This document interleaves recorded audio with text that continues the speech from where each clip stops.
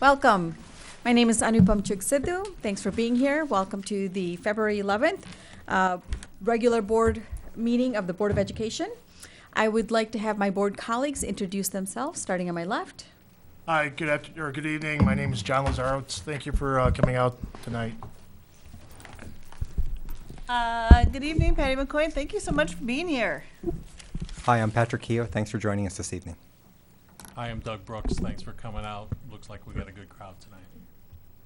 Ms. Merritt, would you like to introduce your staff, please? Good evening and welcome. Thank you for coming out this evening. I'd like to begin by introducing my assistant, Miss Diane Robertson, and thank her for taking the minutes this evening, as well as Charlie Jones. He's the man behind the scenes that captures these videos for our community members who cannot be present this evening. I'd like to ask the remaining staff members to introduce themselves, beginning with Mr. Brandon. And good evening, Nick Brandon, Executive Director of Communications and Marketing. It's great to see everybody. Hi, I'm Debbie Piaz. I'm the Chief Finance and Operations Officer. Welcome. Welcome, Liz Vartanian-Gibbs, Assistant Superintendent, Human Resources. Good evening, Kurt Tiskowitz, Executive Director of Student Services. Welcome, Beth Rail, Chief Academic Officer. Happy to have you here tonight.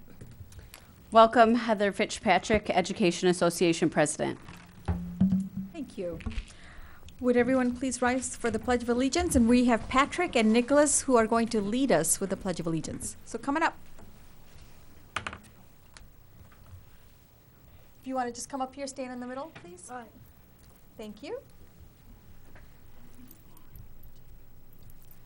I pledge allegiance to the flag of the United States of America and to the republic for which it stands, one nation, under God, indivisible, with liberty and justice for all.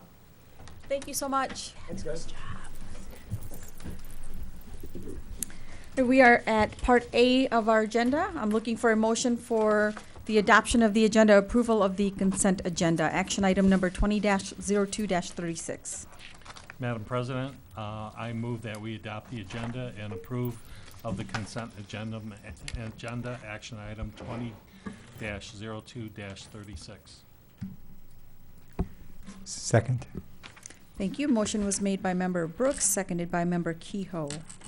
Ms. Merritt, would you please walk us through the consent agenda? Yes, this evening the consent agenda consists of human resources transactions since our last time together. We have new hires and administrative replacement for the Director of Finance and Accounting, as well as leaves, resignations, and retirements for your consideration.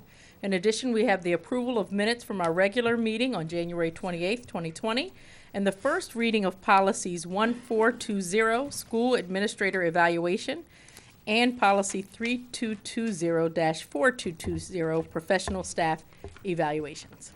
Okay. Thank you. All in favor, please say aye. Aye. Aye. Any opposed, please say nay. Thank you. Motion passes 5-0 for action item 20-02-36. Good evening. I would like to introduce you to 4 new teachers here in our school district. So at this time, if Amy Anderson, Ashley Fazet, Derek Hoffman, and Brian Jones could come up. Thank you.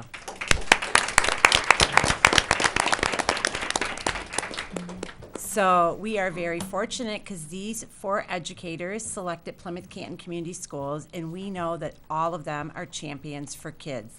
Amy Anderson has been serving as a long-term substitute teacher at Halsing School since the beginning of the year, and now she is a classroom teacher at Halsing School. Ashley Fazet will be teaching at Salem High School, and she will be in the English department teaching speech, drama, and English. Derek Hoffman will be a new counselor at Plymouth High School, and Brian Jones is a new resource room teacher at Hoban School. So I'd like to introduce you to our 4 new educators here in our district. Thank you.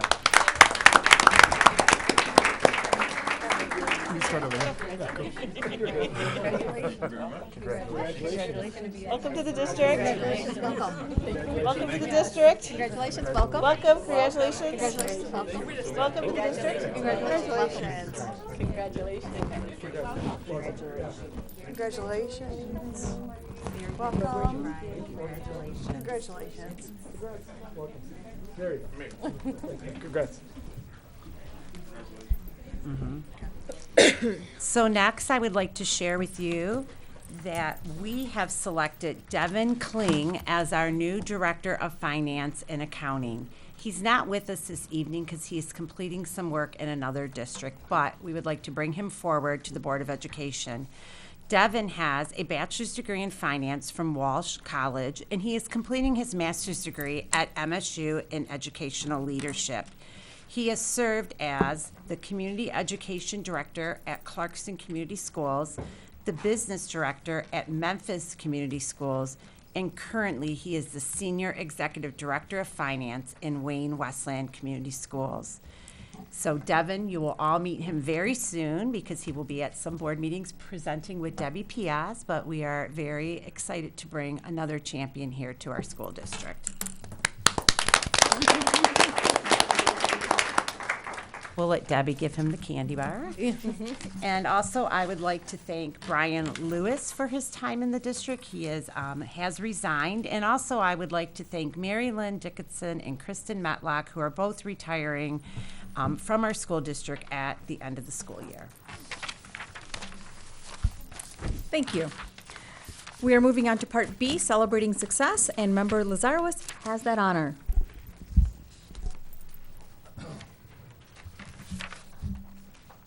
Is Alice Shrew?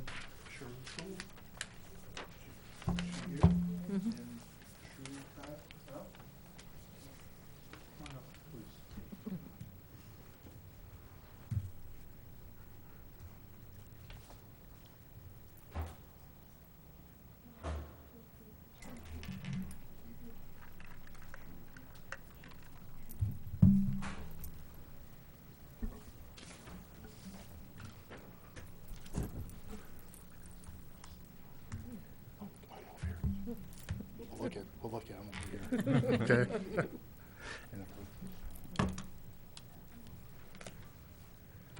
Okay, hi.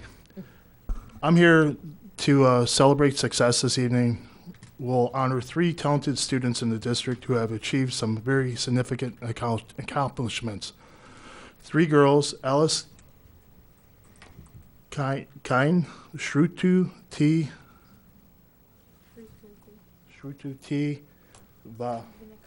Vinakota, and Shrutai Bala earn awards from the Michigan Council of Women in Technology as part of their 2019 web design contest. Shruti Ta Bala, a student at Pioneer Middle School, was awarded first place in the middle school division. Alice Kine is a Plymouth High School student and was awarded second place in the advanced high school division.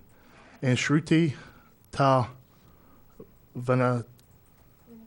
Vinakota from Salem High School was awarded third place in the advanced high school division. As per the contest rules, these outstanding young women each developed a website that impacts the world in a positive way, allowing their passion and skill to shine and be recognized. Tammy Dorshwevitz, the Director of Operations and Programming at MCWT, would like to say a few words about these students and the organization. Tammy, come on up.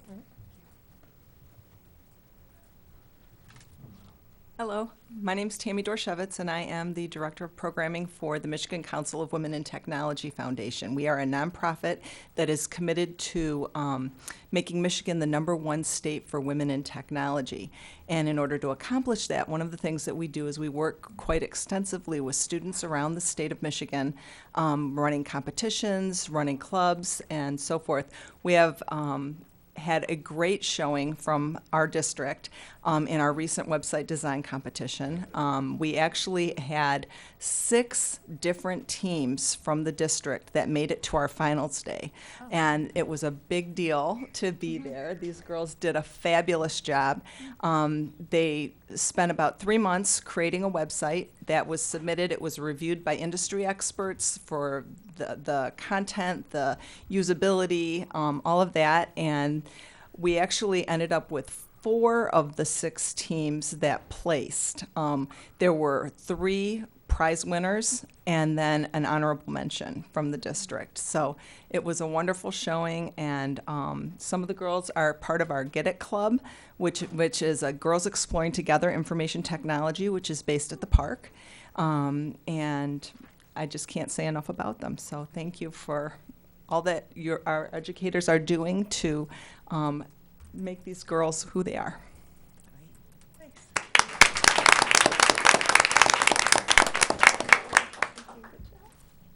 Okay, so thank you. On behalf of the Board of Education, I present Alice her award. Is Alice here? No. Shruti Bella. Here you go. Yep.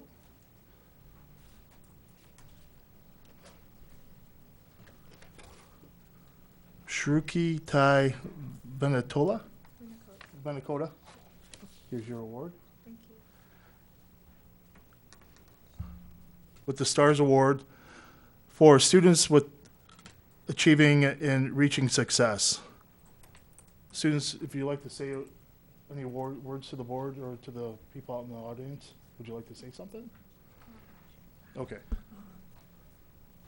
Hi, my name is Shrikriti Vinakota, and I am a junior at Salem High School.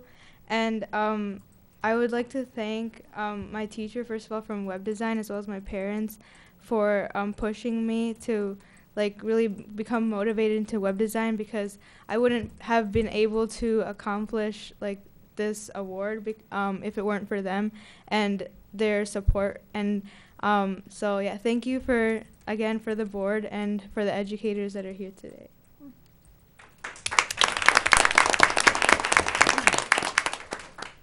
Hi, my name is Trudy, and I'm an 8th grader at Pioneer. I want to say thank you to everyone at the board for being here and inviting me.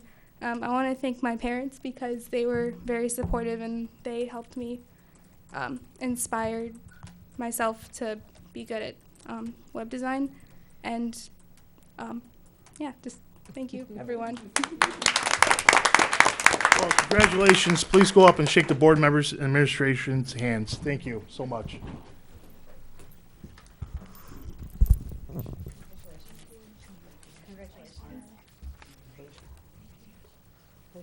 Congratulations, I'm very impressed. Awesome. Congratulations, I'm so impressed. I can use some websites. Right. As long as it's easy. Congratulations.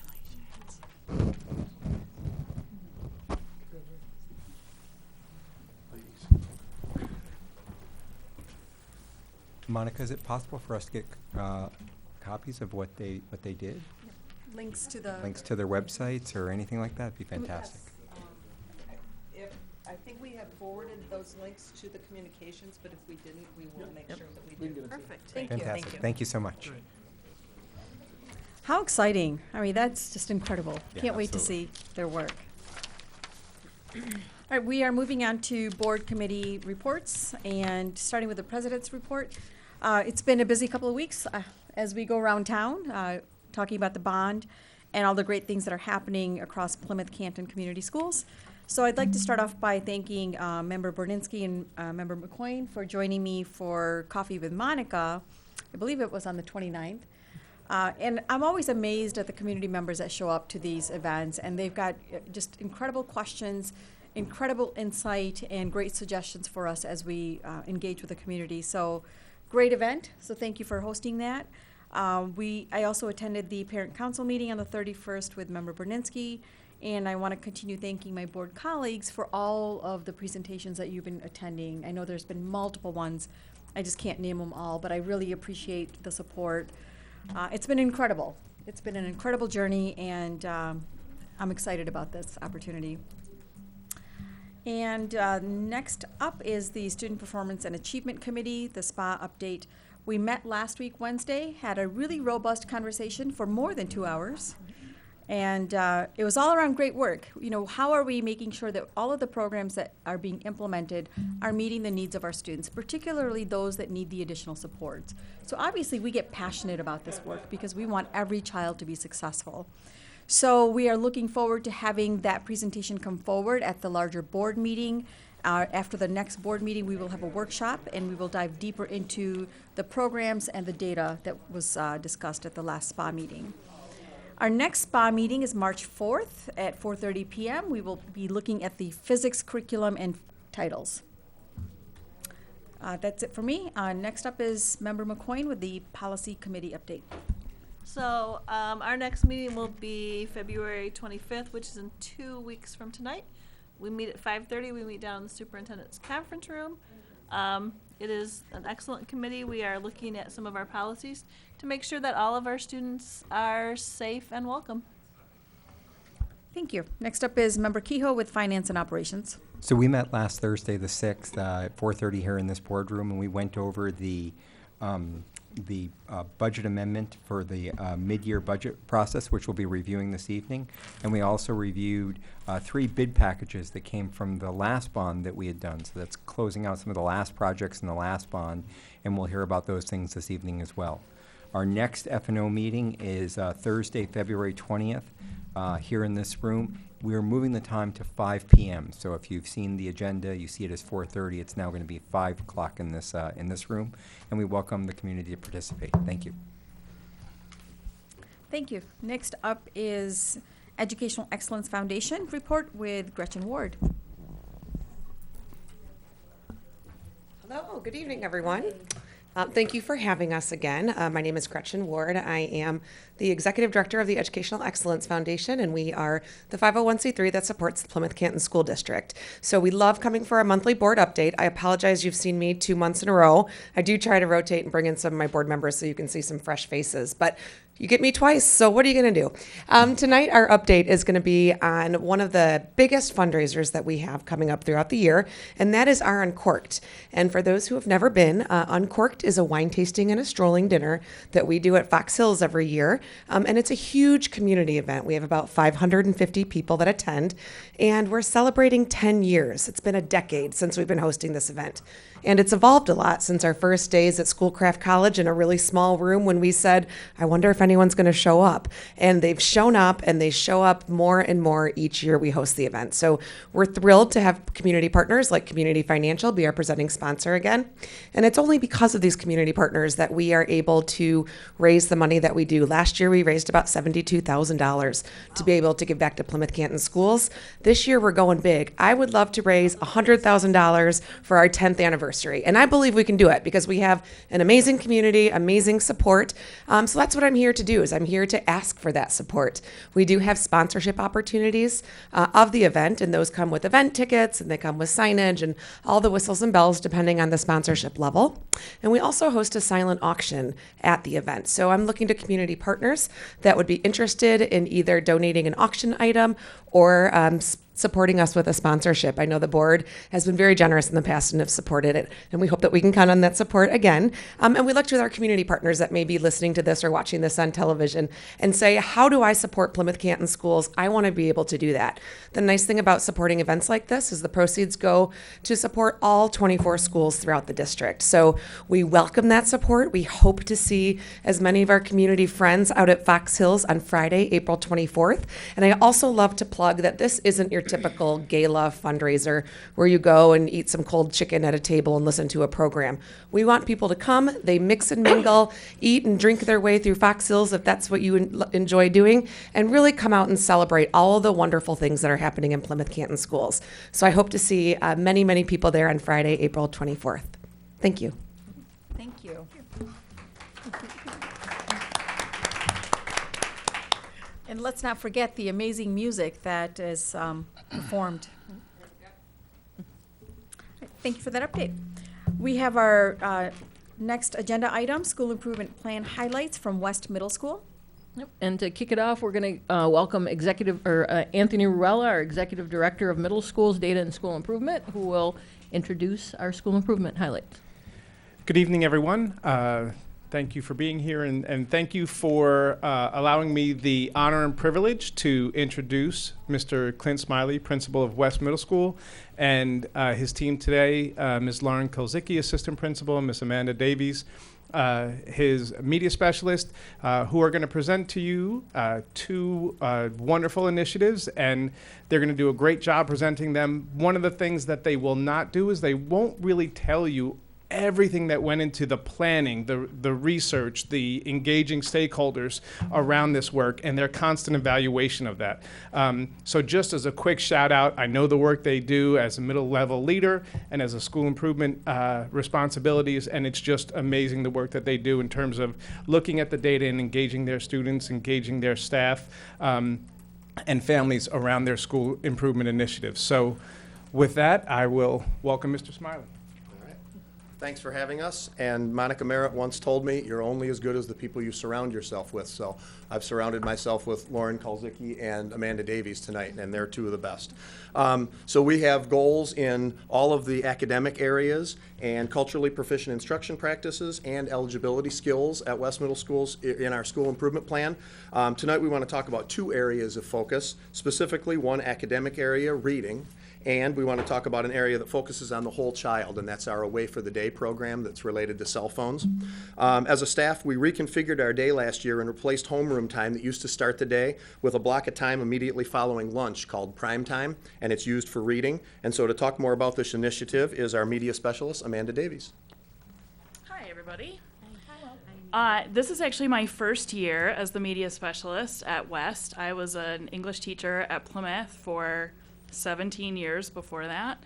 And so some of what I'm going to share is going to be pretty commonsensical to you.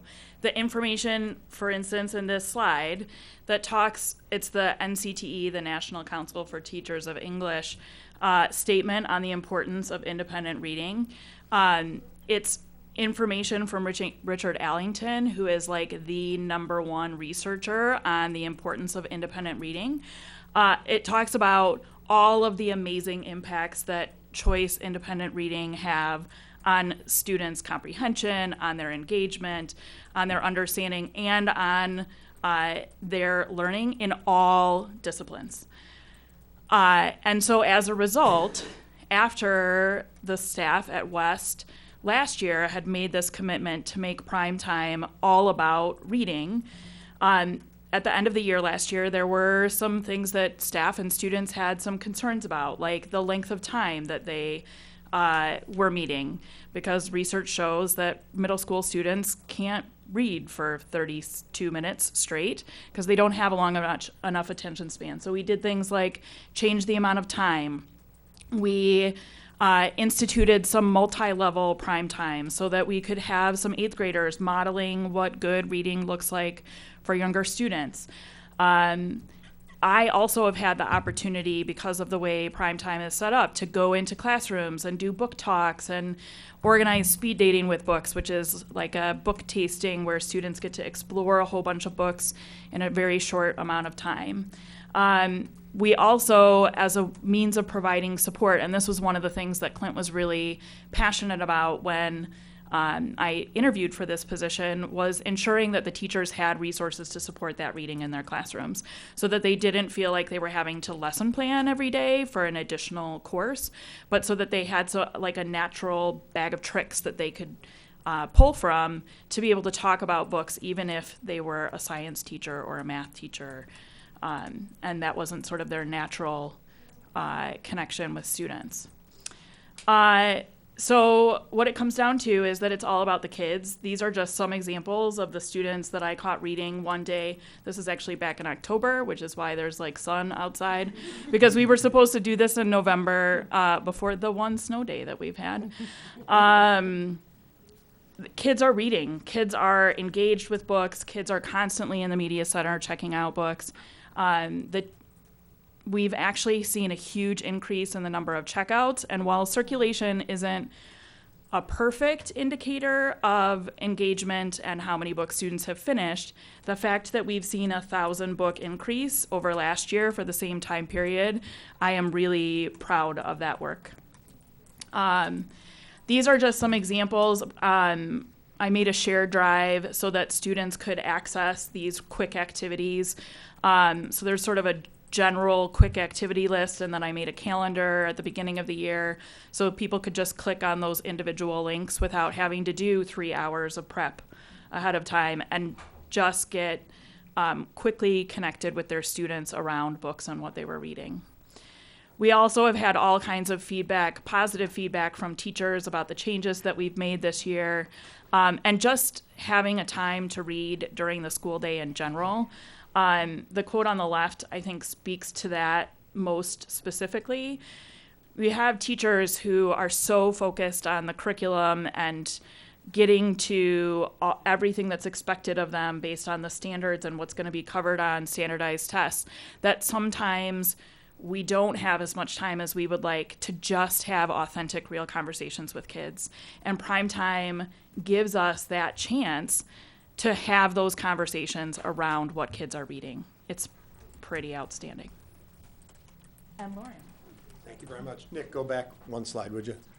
If you look at that quote on the left, I like the bottom part of that quote. And it's, I had talked to staff about making sure that you don't just go into the class and say, all right, kids, it's 27 minutes, I'm setting the timer, go ahead and read. Because that's not what this is about. It's about connecting with kids. It's about getting kids hooked up with the books that are of interest to them. It's about getting kids to share and talk about those books. And so one of the things that Amanda had said from the research was, and she told staff this back in August as we were rolling out these new kind of parameters for this time of the day, she said kids can really read in middle school for about 15, maybe 20 minutes. So that gives you another 13 minutes to kind of have kids be doing different things, you know, talking about books, moving around the room, doing things so that that 20 minutes is really focused. And I love the second half of that quote. This is just from a teacher at West. I do something different each day. We do Throwback Thursdays where students read books from their childhood, and then we do First Chapter Fridays. I read aloud to them. And so those are just two things. Like, it's really cool. You go in there and kids, a different student, because these classes are smaller. There's about 20 kids in each class as opposed to the normal 30. And so they'll bring in a book, like bring in their favorite book, and they can do that like twice during the year and read that book on Thursdays. And middle school kids, you'd think like they don't want to read Dr. Seuss. They love it. They love everything about it. So second initiative, all right, Nick, you can move it on. Second initiative that we want to talk about is more about the whole child, and that is Away for the Day. And to talk about that is Assistant Principal Lauren Kalzicki. I know I look just like Lauren. I forgot to add one thing before I hand it over to Lauren. None of the work that I did to make primetime revisions this year would have been possible without a full-time certified media specialist in our schools. And Plymouth Canton is one of the few school districts in the state that has maintained their commitment to those full-time certified media specialists. And I just want to say thank you, because our students are benefiting from it every day. Love her. They love her. I try to go talk to her for a few seconds, and it's like, kids, hello. Like, I'm trying to. You're in the way of me and Mrs. Davies talking. They love her, so thank you for letting us get her at West. Hi. I'm so excited to talk about Away for the Day. I'm going to try to be short because we all get really passionate about these things. So Superintendent Merritt had Manny Scott come talk to all of the educators before the school year started. And Manny Scott is a freedom writer. And if you haven't watched the movie, it's so good. Go watch the movie. But also, if you get a chance to hear anything by Manny Scott, do it. And Manny Scott started the keynote by saying, the greater the internet connection, the weaker the human connection. And I remember when he said that to a room full of adults, and I brought my phone up here as a prop, not to like be on it.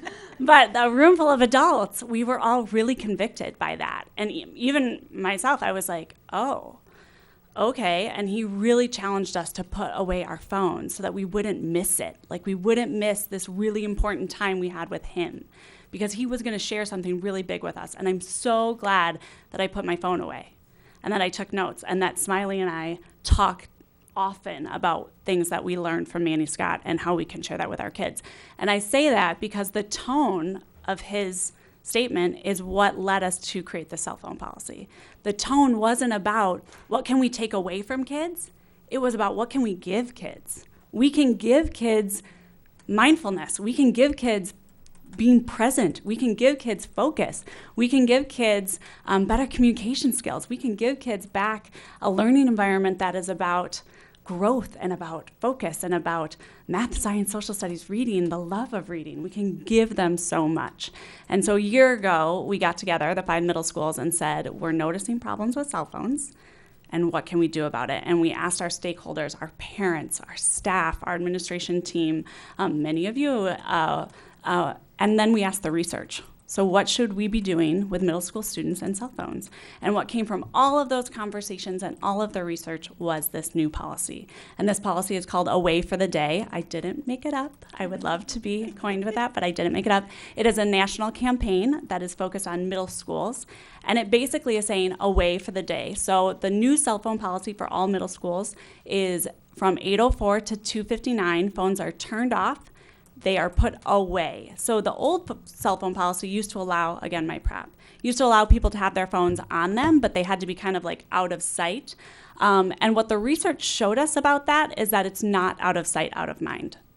The mind is still very much focused on the phone. And so the research showed us that while there were groups of students taking tests, if a student had a phone that was turned off, but the phone was on a table, and the student still knew that the phone was in the room, that they were distracted, even if they knew that the phone was turned off, and also even if it wasn't their phone.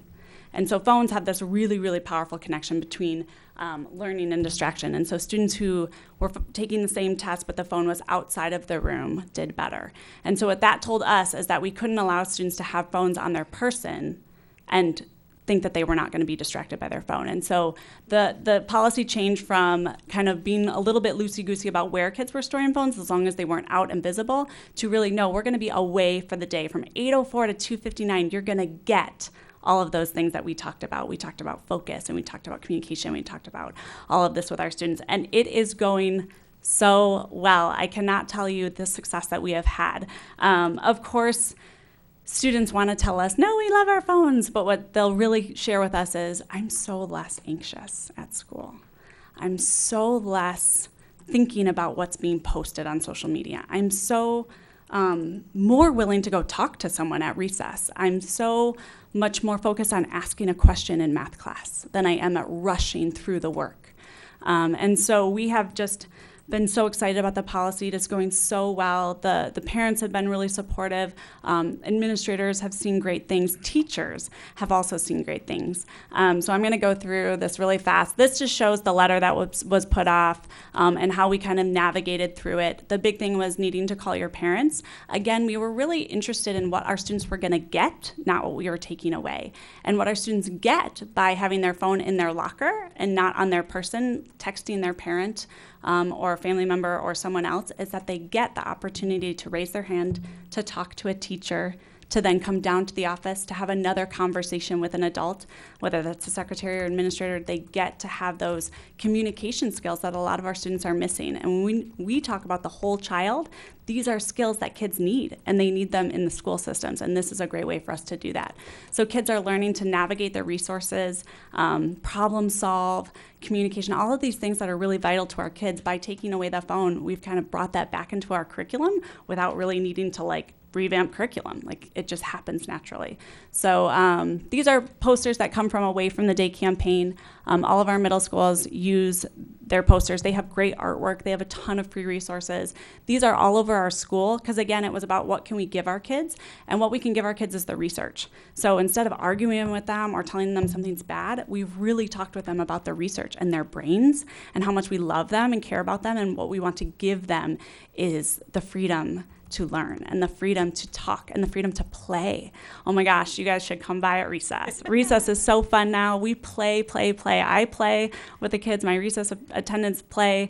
We got spike ball nets. It's really, really fun. And the kids will say oh yeah, now we do this. And it's just great. Lastly, the big thing was modeling the policy.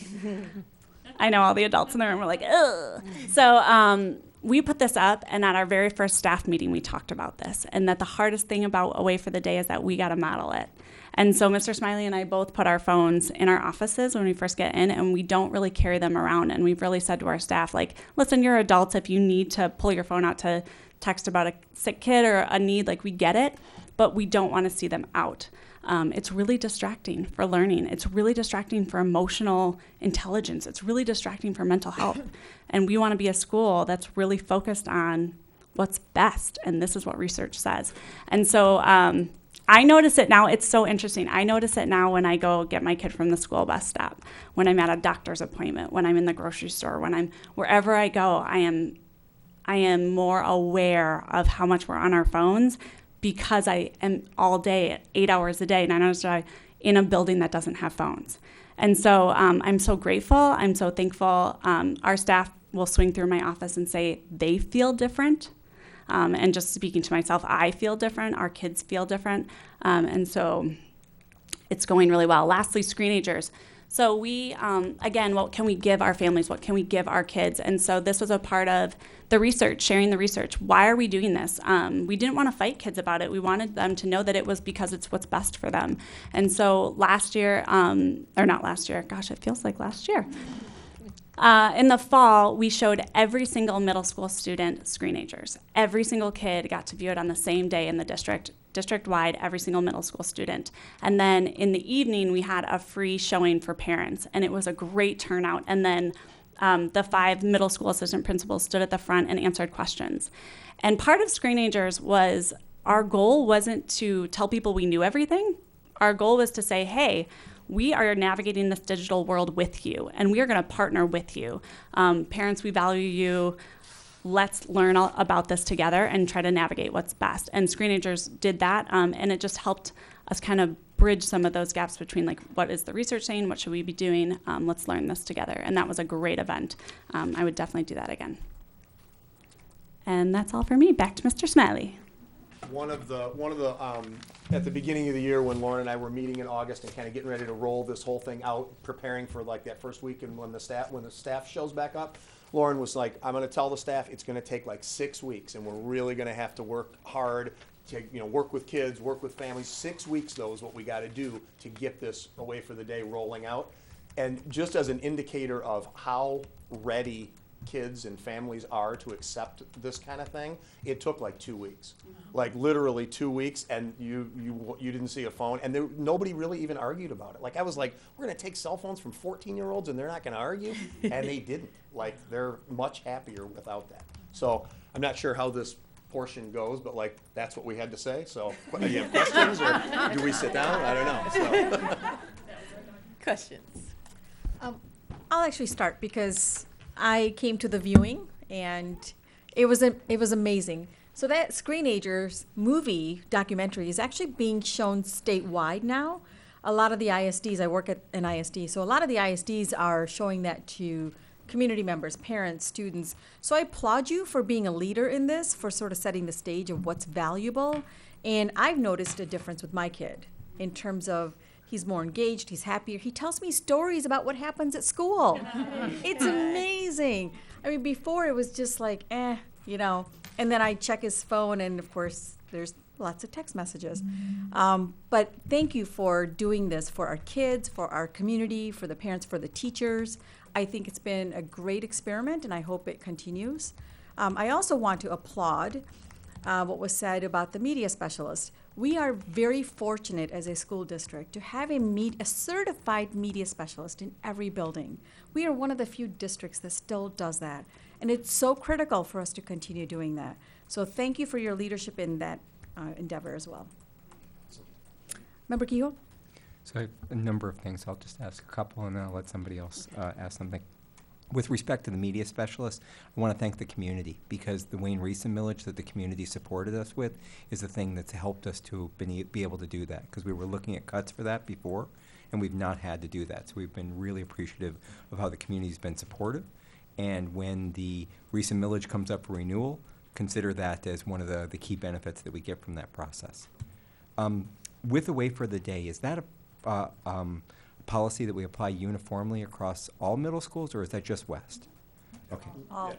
Everyone, you want to say anything about? Yeah, it's all 5 middle schools got together and did that. Fantastic. It's a great program. I will add, though, Lauren Kolzicki was definitely a leader of that initiative because it took some It's a team.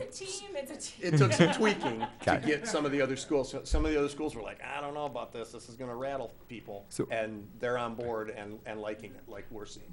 I'm glad you guys didn't get complaints at the school, but I will tell you that the complaints existed at home. There was a lot of kvetching We about this. appreciate And along the same lines, one of the things I think that's probably you want to consider, and it may be something we talk with our technology department, is I've seen in my own family, the Chromebook is starting to replace the phone. And so access to sites that maybe are not educationally oriented, that they're using that to be able to essentially get that media access in ways that they were traditionally getting on the phone. So I think You are correct. Yes. so, Yeah. I mean, I think that there's things that we can do, and I don't think we want to turn it into a completely locked-down environment, but there should be at least some awareness and some other processes, especially between the guest network and the student networks. Absolutely. Yep. Yeah. Couldn't agree more. And if you've seen Screenagers, they directly talk about that connection. And I think those are all like really good unforeseen consequences that then we just have to navigate. And so we'll just get better and better at it. Yeah. But it absolutely couldn't agree more. And Screenagers touches on it. And we were like, ooh, that's probably going to happen here. But it's okay. It's a risk we're willing to take as we move forward. And the one-to-one devices are fantastic, because the Yes. things that you guys have been able to do with those things are great, and I wouldn't want to see us move away from that, but I think we need to make sure that we're conscious of that. Yeah, and part of that with the staff that we talk about and with parents is that we'll learn with you. That we're not going to know it, and we're not going to be able to anticipate all the things, but we are willing to move forward and learn with you. We're all in this together. Thanks. And I've got some others, so go ahead. Other board members? Yes, Member McQueen? I don't really have a question. I just wanted to say I think the reading idea is great, especially when you acknowledge the fact that kids aren't going to read for 30 minutes and just sit there. And in the pictures, I noticed one of the teachers reading with the students. That is excellent. Yeah. Is that Mrs. Van Ewen? Probably. Yeah, probably. There's a whole slew of teachers at West Middle School, led by Amanda Davies, who pride themselves on being able to help kids select the right book. And so kids will come to, Miss Van Ewen and say, like, hey, I read this book about X, and, you got something else? And they're voracious readers. Like, I mean, they pour through books. So they are able, and they pour through probably adult books, but they pour through, adolescent books as well. So they're a really good team to help kids select that right book. It's so important to have that choice reading for students. Agreed. Other colleagues before I hand it back to Member Kehoe? My son goes to West, and I know he's in good hands. Thank you very much, very, very much. Thank you. Thank you. Thank you. Member Brooks? Yeah, the only question I have is, have you begun to understand what types of books and material that the students are reading? Like current events or science or anything else with this study? It's interesting that you ask that. When I ran the report to find out where we were at in terms of circulations, I was really surprised to see that a third of our circulations were nonfiction, especially since that's a part of our collection which is a little bit outdated. Because of the curricular connections, we were just given some additional funds to buy books to supplement the collections that we have. And one of the things that I really want to focus on, and that the other middle school media specialists are really looking at doing, is expanding and updating our nonfiction collections. So students are checking out everything from Diary of a Wimpy Kid to I have a student who came in the other day who had just watched Little Women and wanted to check out Little Women.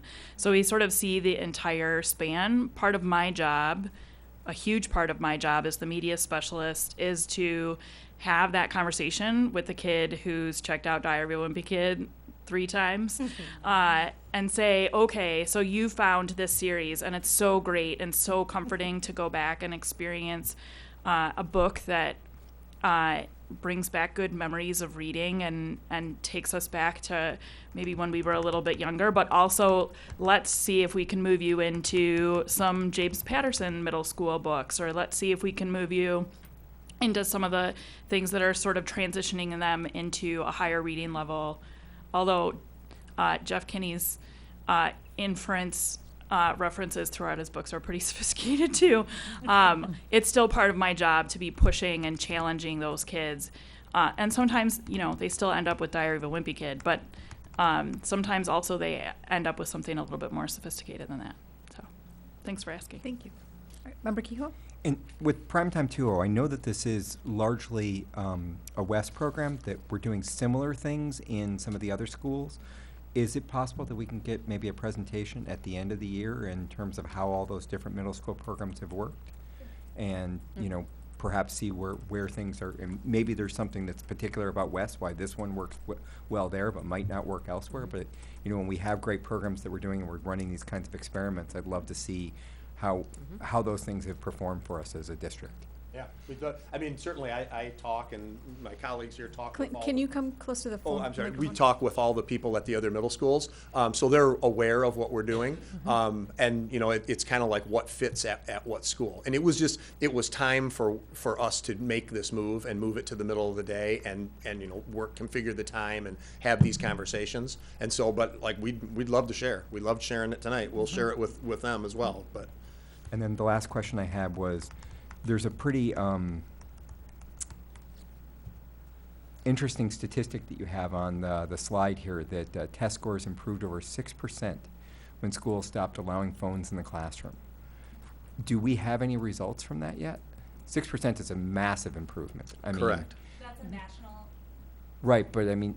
That's national data Okay. that it came from the Away for the Day campaign when they did all of their research. So you're asking, like, have we run our own data on school achievement scores? We haven't done that yet. Okay, I'm looking forward to seeing that. I am too. And we're coming up to testing season, right? We have NWEA coming up in the next couple of weeks, followed by PSAT, followed by MSTEP. So I'm very interested to see that as well. I will say that I have been running reports. I haven't gotten the data yet, but just discipline. Yes. A big part of what I do, and he can talk more about student achievement stuff, but a big part of what I do is discipline and mediations and restorative practices. And I mean, it's night and day difference with data. I can't wait to share some of that at the end of the year too as well. That'd be great. I mean, I'd settle for 1 or 2%. Oh my gosh, 6% is amazing. Yeah, so. absolutely. So, thank you. Thank you. Thanks. Any other questions, comments from board colleagues? No. Thank you. Great presentation. Yeah, thank you for having us.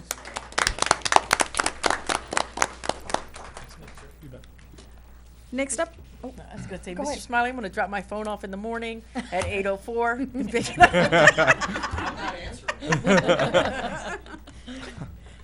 Too bad that won't work Right. for you. Next up is citizens' comments. We will start with Amy Korshens. Did I say that right? Close enough. Could you say it? It's Korshens. Korshens. I am Amy Korshens. I'm a resident of Canton and a teacher in this district. May I give this to you? Sure. Thank you. I wish that I could bring you some happiness, like the presentation we just watched. That was awesome. But I'm here because I am tired. I'm tired of working in filth. I'm tired of teaching young children in a filthy environment. You have information in front of you where I have made 65 custodial requests from March of last year to this date. And there are some that I haven't even put in there. I took Richard, who came to talk to me today because he found out I was coming here, and showed him in the boys' bathroom where there's feces smeared all over the wall that's been there for over 2 weeks. I've been hospitalized due to illness that my doctors are quite certain I got from my classroom. Can't be proved because it's after the fact, but there's no other explanation. We have a building that is falling down. I've been there 5 years. The paint on the ceilings is cracked. There's holes in the walls where the district has removed things like this unit. Actually, that one hasn't been removed. They promised that 5 years ago. TVs, whatever. The holes are still in the wall. The yellow paint is there from, I don't know how many years ago. I have personally scrubbed on my hands and knees the bathroom floor. I've personally cleaned the toilets. I have a vacuum in my closet. I have a mop in my closet. I have Windex. And the only reason that room gets any cleaning is because I'm willing to do it. Other issues in the building, other teachers have also cleaned. Cobwebs that have been there for a year until a teacher finally wiped them down. The information and picture in that book is this much of what we deal with. We've got influenza A in my classroom, influenza B, impetigo, pink eye, all very contagious, and you're talking, I deal with 5-year-olds. I've been told our rugs will only get cleaned every other year. I'm sorry, but I'm working with 5-year-olds. I've been thrown up on sitting on that rug. Kids have peed on that rug. They walk out on a playground where dogs play and they have feces on their feet and they walk on that rug, and you're telling me it can only be cleaned every other year? My bottom line in bringing this to you today is that I cannot support a bond. If we can't take care of what we have now, why would I support a bond to add more facility and more space that we can't keep cleaned or upkept? Again, sorry to be a downer, but I want a school district I can be proud of. And right now, I can't do that. And the proof is in that book and the hundreds of other pictures I don't have in there of a dirty environment. I'd appreciate any help. Can we in keep getting that, it or do you clean. need that back? You can have it. Okay. I have copies of everything. Thank you. Thank you for your time, and I'm hoping something can finally be done. Thank you.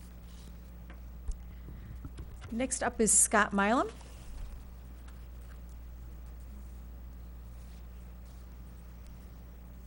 Hello. Hi. So I really like Twitter, and about a few times a month I see a tweet and I'm like, I would really love to talk for 3 minutes to the school board about that tweet. So this week I saw a tweet and it was talking about how many students were enrolled in teacher ed programs in Michigan over the last little less than a decade.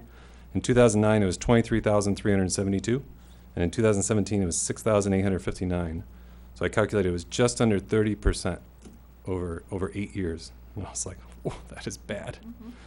That is not an easy dilemma, but I think it's really important to fix. And I'm well aware that most of that is probably to blame for things that are outside this room. But I was at the last board meeting and I couldn't help but notice that you guys just approved a 4th academy for the business academy, or in the works. I didn't fully pay attention, but it sounded fantastic. However, I was thinking, what if there was a 5th academy? What if we took advantage of the fact that Plymouth Canton Schools has a unique opportunity to have a positive impact on that, both in the teacher resources that we have available, that the 3 high schools are all on the same plot of land, but what if we stamped in teaching as a profession and said, we want to recruit high school kids to learn how to teach in our schools.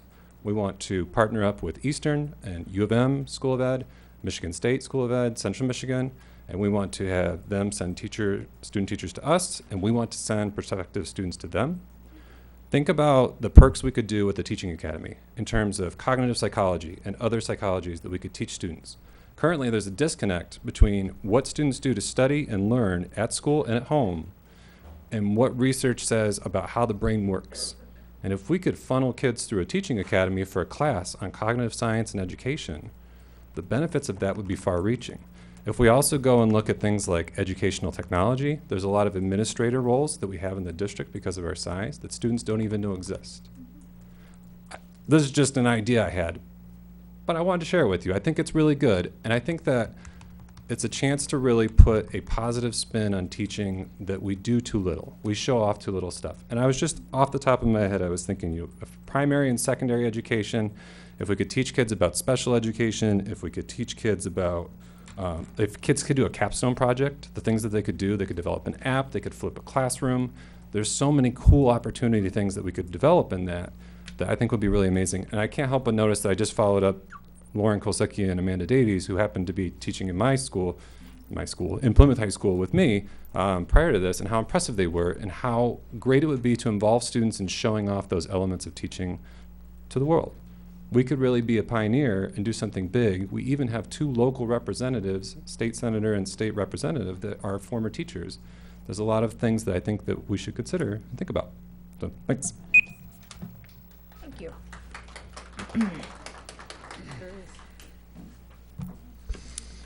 Next up is administrative reports and recommendations, starting with the superintendent's report. All right, I'd like to begin this evening with a Oh, wait, I'm sorry, there's one more. I'm Okay. sorry. Just hand it to us. I apologize for that. Shrikuthi? Did you want to come up and speak? Vinakota? Okay, come on up. Hi, I was here before.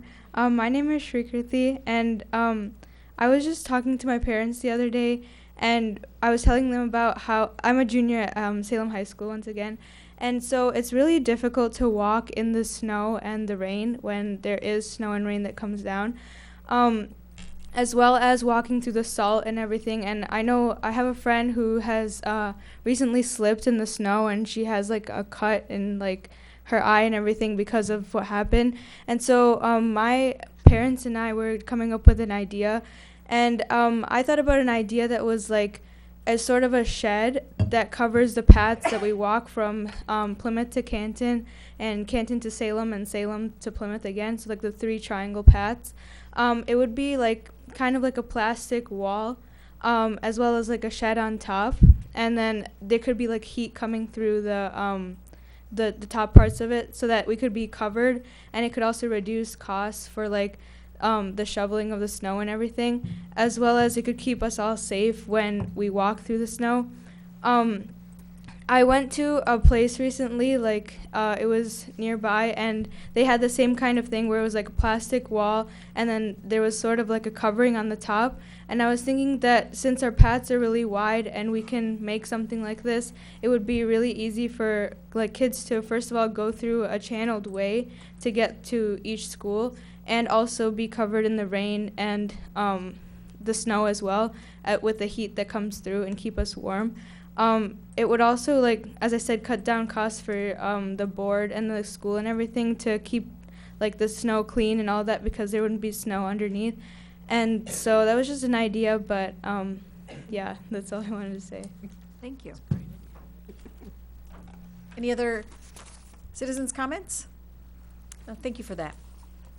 All right, back to you, Ms. Merritt. Taking an opportunity to congratulate our student athletes and coaches of Canton High School's POM team. They won a state championship this past weekend on the campus of Eastern Michigan University. It was really a successful year for all of our POM teams at PCEP, but it's capped by the Chiefs winning the big prize and really putting PCCS on the map for the whole state to see. We continue to celebrate our state champions and our world champions at PCEP. And we're so proud of Coach Jen Kessler and her amazing team, and we continue to be, they continue to be champions for the district in so many ways. We will have this outstanding group join us here at a future board meeting to be honored for their great accomplishment.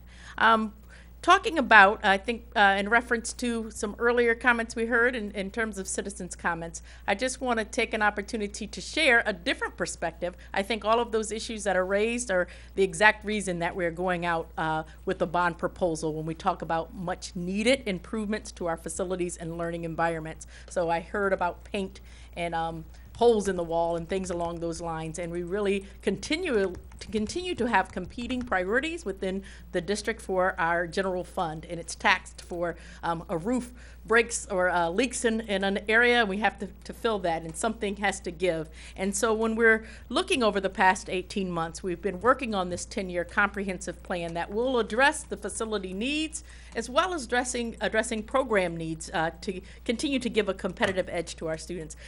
When you think about a bond proposal, it does not pay for salaries, but it does free up the general fund that will allow for salaries. Right now, we struggle with filling positions. So think about the school that is being spoken about right now. I think they have interviews tomorrow trying to get a PE replaced that hasn't been on staff. And so I'm just looking at challenges that we have across the district. So as we move forward with this bond proposal before our voters on March the 10th, it really does give an opportunity to really give much needed investments to our facilities and really more an investment in our students.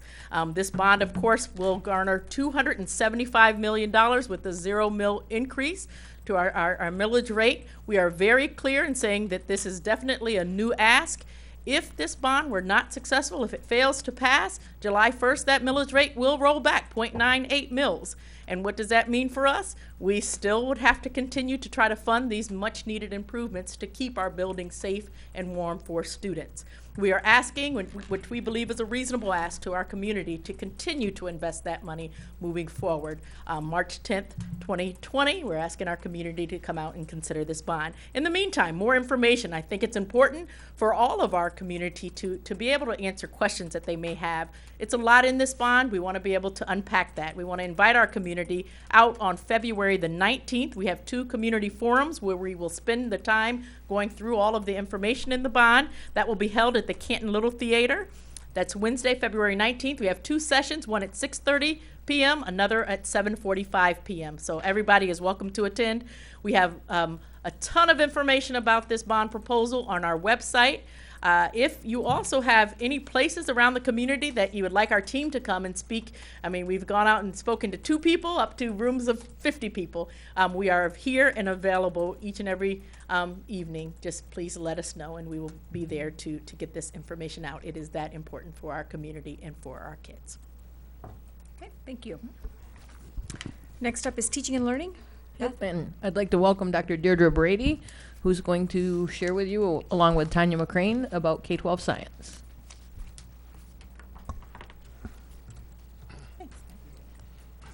Good evening, everyone.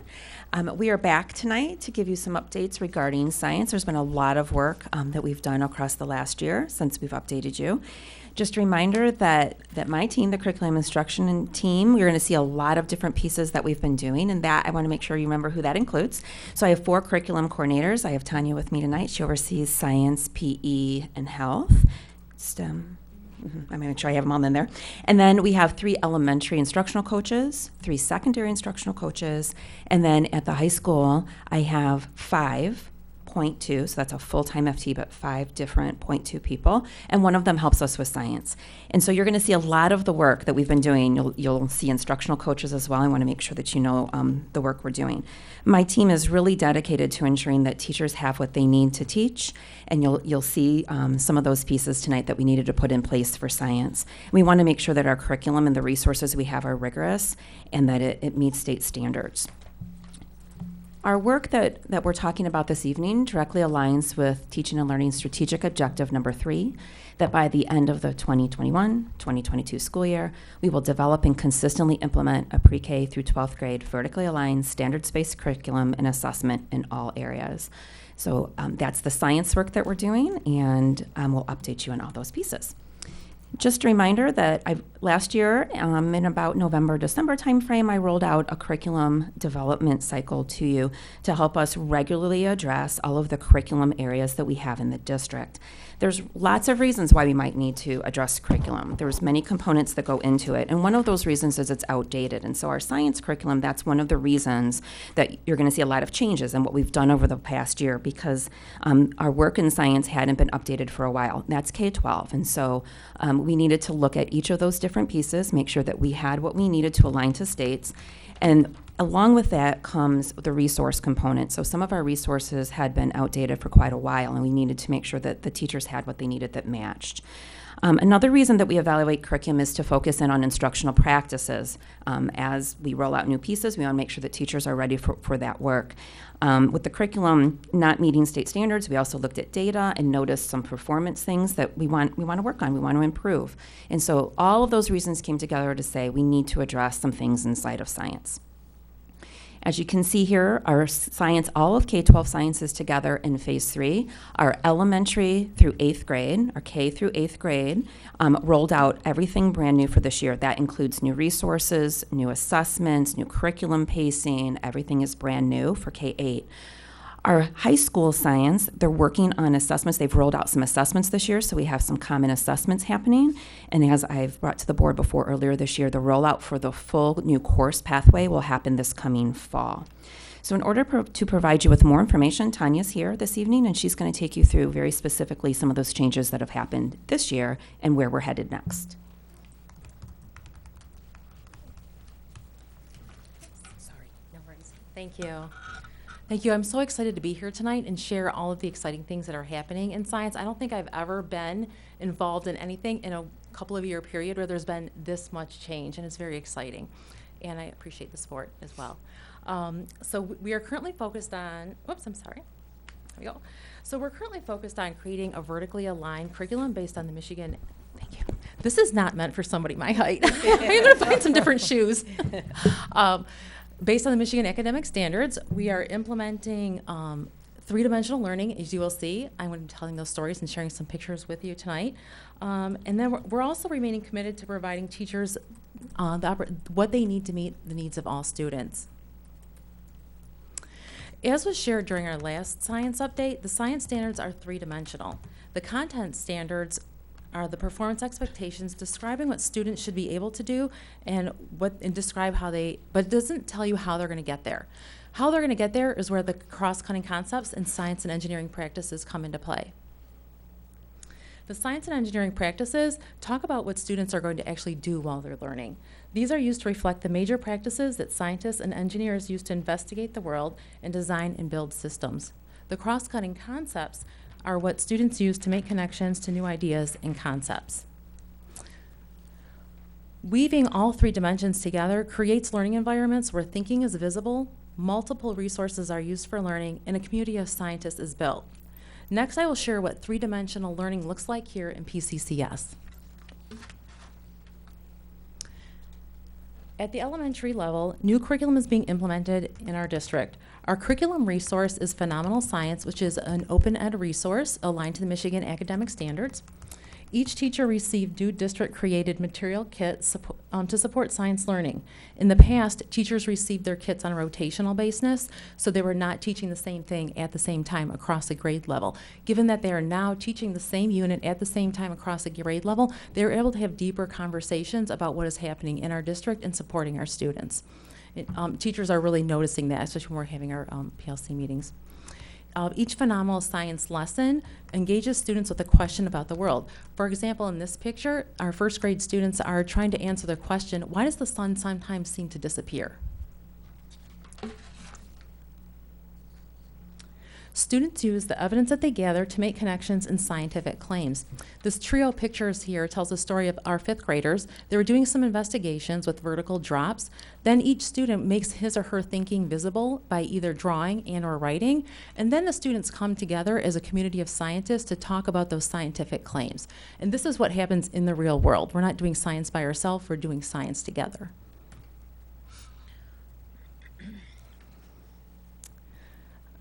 Thinking is continually made visible, such as these second graders in our district who are using Play-Doh to model lakes and rivers on a map of Michigan. Through classroom observation and assessments that are primarily performance-based, student achievement is continually assessed. The curriculum team continues to review and revise lessons and assessments. In January, we were able to provide an opportunity to embed technology into our science instruction.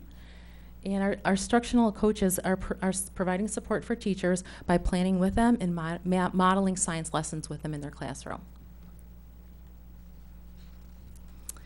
A new curriculum is being implemented 6th through 8th, as Dr. Deirdre Brady shared. Our curriculum resource is iQuest, or Investigating and Questioning Our World Through Science and Technology. Teachers receive new science materials to support the science curriculum. iQuest focuses on making thinking visible, building a community scientist, and using multiple resources to build scientific understanding. Investigations are initiated with a driving question that is displayed in the classroom on a DQB or driving question board. Students make their thinking visible by adding questions or evidence to the board. Pictured here are DQBs from a 6th grade classroom and an 8th grade classroom. During an investigation, students share ideas including how to design an experiment and test a claim. In this particular diagram at the top, students were planning what they were going to do, what they were going to test out, and I think it's funny that their stopwatch looks like an actual wristwatch, because that's not what we use in the classrooms, so you can tell they were thinking ahead of time before they actually did the experiment. So here they're testing melting point during a chemistry unit. And students are recognizing the shift to a 3-dimensional science classroom. One 7th grader said, "I have never done so many experiments." Students gather evidence through experimentation, peer discussion, and reading multiple resources. Students then use this evidence to state a scientific claim in the form of a CER. In this picture, 2 of our 7th graders are peer reviewing scientific claims, which is something that happens in the real world, and looking for valid evidence to support the claim.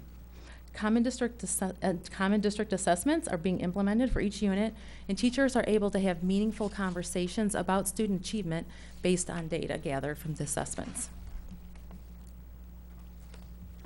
Middle school science teachers are supported in implementing new curriculum.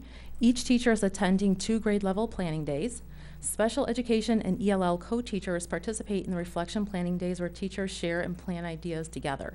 A couple of these pictures are from that 7th grade teachers were trained in a demonstration microscope, which is HDMI capable, so that they can display things that are being seen to the entire class.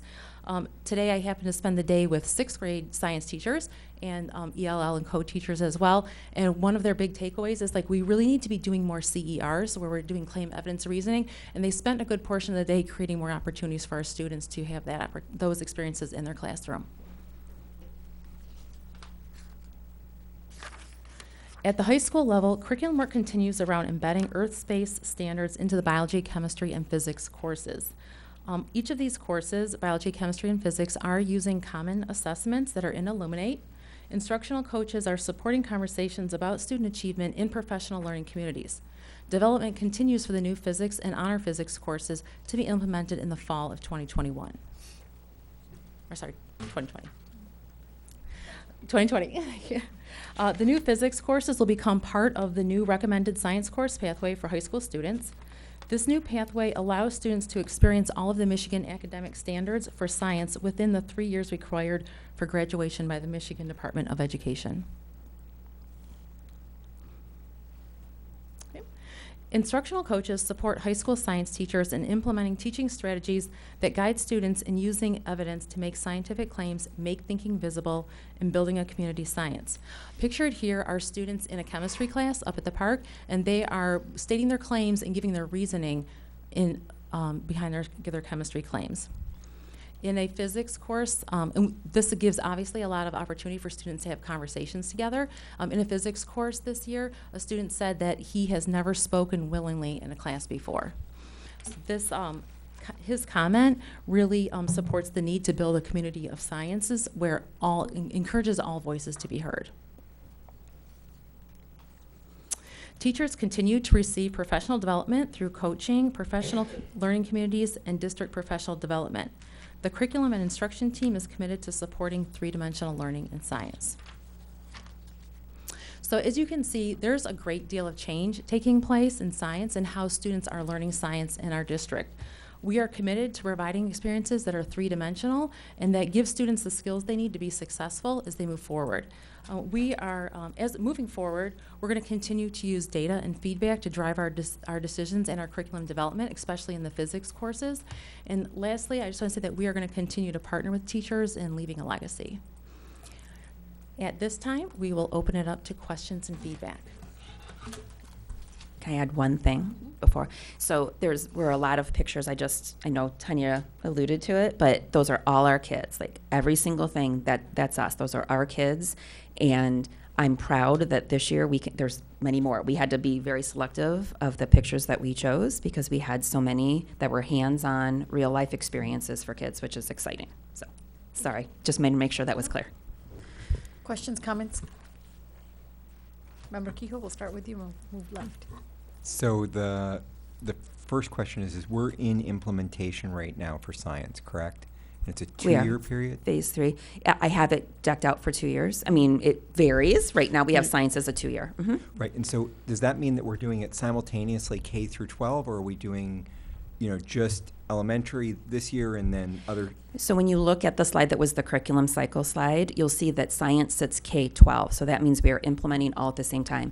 Some other contents, just because of the natural role, ideally, it would all be K-12. And like I've shared, we're slowly moving that. And as you see the cycle further out, it will be K-12. Science is considered K-12. We're doing the new pathway next year. So that's why it's a 2-year sitting in implementation to be able to get everything there. And then we will move it to stage 4. Perfect. And then you mentioned, the slide says physics course for fall 2021, and then another place it says 2020, and I think you corrected it, so the slide was wrong. The slide was wrong. It's fall of this coming fall. Okay, I have some other questions about that other. Any other questions on the left side? Nope. Okay. Okay, so then the other question I had was really around the pathways for science and just understanding the progression that people have. It looks like we have a lot of really fantastic science classes that are available at the high school level. And so I think it's a couple slides back. So in these classes, obviously we're addressing some of the geophys and the physics class and extending those programs which we talked extensively on. How do these other programs like AP Biology, AP Chemistry, AP Physics, are those continuations of the other classes like that? Are the existing physics, biology, or chemistry prerequisites to taking the AP courses? And I'll let you answer. Okay, sure. So yes, there is a prerequisite to taking an AP course. So for example, if you're going to take AP Physics, the recommendation or requirement is that physics is taken first prior to that. Okay, or honors physics. Okay, but that hasn't been the case. No, that'll be the case starting with this new pathway. Okay, so this new pathway is going to put that process in place, and that will be a requirement. Correct. Okay, and pardon me? We had inconsistency. So some classes you needed to take the requirement, some you did not. And Got so it. we needed to make sure that we had like similar conversations I've had. I want to make sure that things are consistent so it's not confusing for students or parents. Right, and so then so the subject matter is also not repeated.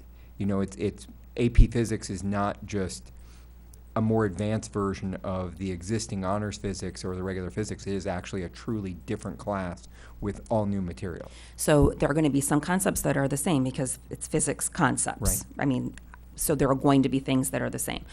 The AP courses have a very set structure to them and very set pacing of how we need to do them. So, for example, I don't get to change what's inside of the any of those AP courses. I don't have the ability to change that because it's set to us by College Board. Okay. Right. So whereas our courses, the first 3 courses, if you look under 2024, those 6 courses, those 3 sets of courses, those are based on state standards, which there's going to be overlap, but they're not exactly the same. Okay. As So AP. I guess the one question I have on this is, on the AP courses is, we have so many fantastic programs that are available for us, and I worry that the AP curriculum, because it is we don't have any control over the AP curriculum, that making the existing courses be prerequisites for that may exclude or may end up having too much repetition for students.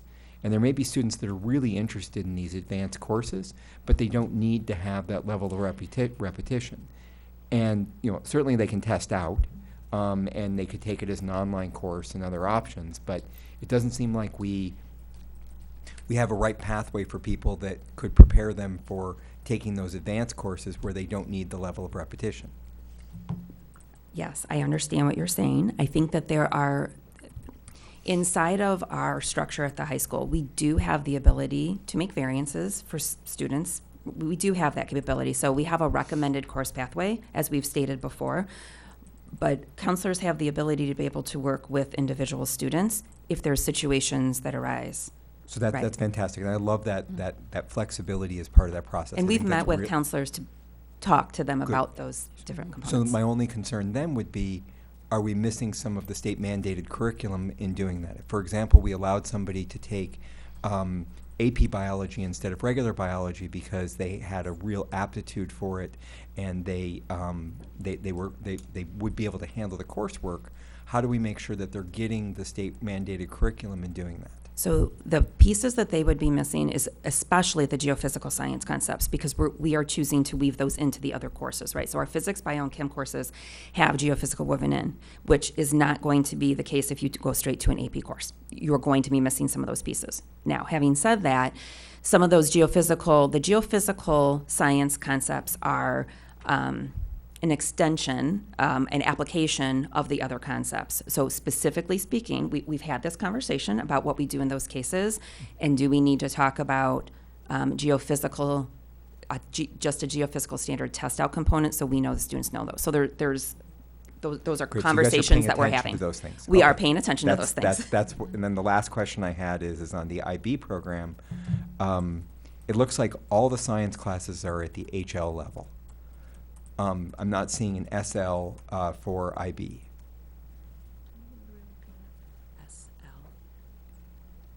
So the IB is not. Talking to that. For sure. So the IB curriculum, again, is like the AP curriculum. That's not something that we have control over. Agreed. And there is, the IB has a separate component. Like, there are two people up at the park who specifically oversee the IB program. So we do work in connection with them, but they are the ones who determine which courses are offered at the park. And I know that, for example, next year, the physics course, or the IB physics course is up for review. So that's when they review and look at what we're offering. Right. I guess, as I understand it, I think SL stands for standard level and HL is high level, or something like that. They're essentially Inside of the IB curriculum. Exactly, inside the IB curriculum. And so for other classes, there are SL and HL components that may be appropriate. For example, in math, there's an SL math and an HL math. And students can choose which math they want to take as part of that process that's appropriate to where they're at, where their skills are, and what they're interested in doing. There's students that may be more artistically minded or musically minded still in the IB program that are not maybe as interested or prepared for taking high-level classes in science, and I'm worried that we're forcing them into those classes, or perhaps forcing them out of the IB program because we don't offer an SL program to support them. So that's something that I can work with the people who oversee IB. I don't oversee IB or IB curriculum, so I know that sounds strange that No, I that's oversee fine. everything, but I Okay. don't oversee those components of it. We have others in our district, but that's definitely something that Tanya and I can take back to them as they're doing their review for science to make sure that they're taking that into consideration. Okay, and So, it may be yeah, a and- non-issue, but it's just, in looking at this, it Yep. jumped That's a out great at me. point. I met with Casey and Becky last week, actually, and we were talking through some IB stuff. One of the things, they just went through a review, so they are currently looking at their programming, but they're very much focused on inclusivity and ensuring that we have access for all levels, and that take very much pride in the fact that we have a lot of options and access for young people in our IB program that other districts don't. So Okay. we'll be continually looking at that. I know so. it's a fantastic program, and I just want to make sure that we're supporting students at all levels, so thank you. Thanks. Okay. Other questions, comments? Lastly, just wanted to thank you for the presentation and helping us to understand the work that you're doing, and I'm super excited about the 3D aspect of this. So. We're very appreciative of all the support that the board has given us. I know that I've come before this board often asking for things or sharing things, and we're changing a lot of pieces, and I appreciate the support the board has given. I know that it's a lot of pieces being put into place. Thanks for your work. Okay. Next up is Student Services. Kurt. Thank you. Tonight, tonight before you, there is a, we're asking for your consideration for a first or second reading regarding the non-resident school of choice, section 105 and 105C. As we mentioned last week, the board has to annually select whether or not to participate in the school of choice program. Section 105 of the State School Aid Act allows us to accept students in Wayne County, and the Section 105 allows us to accept students in contiguous counties that touch Wayne County. I think you need to say 105C. I think 105C. Yeah. Okay. Yep. Thank you.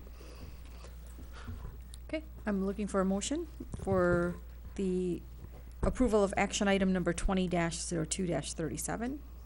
Madam President, I move that we consider approval of the resolution for the enrollment of non-resident applicants for the 2020 and 2021 school year pursuant to School of Choice, Section 105 and 105C, action item 20-0237, final reading. Second. Motion was made by Member Kehoe, seconded by Member Brooks. Any questions, discussions? We had discussion at the last Alright. board meeting, so I think that we're good? Okay. All in favor, please say aye. Aye. Aye. Any opposed? Please say nay. Okay, the ayes have it. Motion passes 5-0 for the approval of action item number 20-02-37, approval of the resolution for the enrollment of non-resident applicants for the 2021 school year pursuant to Schools of Choice, Section 105 and 105C, final reading. Next item. Next item, action item 20-2-38. Consider approval for the resolution of the enrollment of non-resident students of P-CCS employees for the 2021 school year. This will be a final reading. This would allow our employees that do not live in the district to bring their students to our district. Okay, I'm looking for a motion for action item 20-02-38. Madam President, I move that we consider approval of the resolution for the enrollment of non-resident students of P-CCS employees for the 2020 through 2021 school year. Action item 20-0238, final reading. Second. Motion was made by Member Brooks. I'm sorry, Member Kehoe, seconded by Member Brooks. Let me repeat that. Motion was made by Member Kehoe, seconded by Member Brooks. All in favor, please say aye. Aye. Any opposed? Please say nay. Okay, the ayes have it. Motion passes 5-0 for action item number 20-02-38, approval of resolution for the enrollment of non-resident students of P-CCS employees for the 2021 school year, final reading.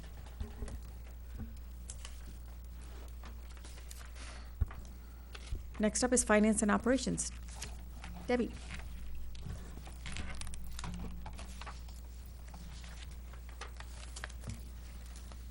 Thank you very much. This evening, we want to talk to you about the mid-year budget amendment that's included in your agenda items for resolution at this time. We've gone through this information a couple times. We've been reviewed it with the core team, with Ms. Merritt, as well as with the cabinet as well. And it was discussed in great detail with the F&O committee last Thursday on February 6th. In your packet behind the resolution is the, I'll say the gory details of all of the budget amendment for the general fund for the fiscal year ended June 30th, 2020. And tonight I'm just going to take you through a very high level summary of that budget amendment, and then we can talk about any questions you might have. So here's the one-page summary of your $178 million expenditures and your $173 million revenues that we started the year with. Unfortunately, due to the Uniform Budgeting Act, the Board of Education has to adopt a budget by June 30th every year. And unfortunately, the two biggest numbers on that budget adoption is the foundation allowance and the enrollment numbers, neither of which you have at that point in time. So we proposed to our legislators that we'd like to have that information as soon as possible, but unfortunately it does take some time. So as was stated last week, the budget was given by Governor Whitmer to her legislative groups.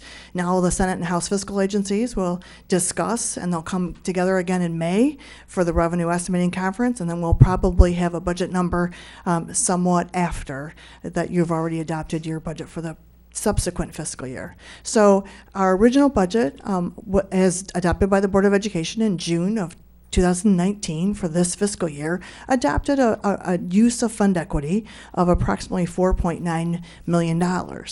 Over the course of this time, which I'll describe in a minute, the revenues and the expenditures have changed.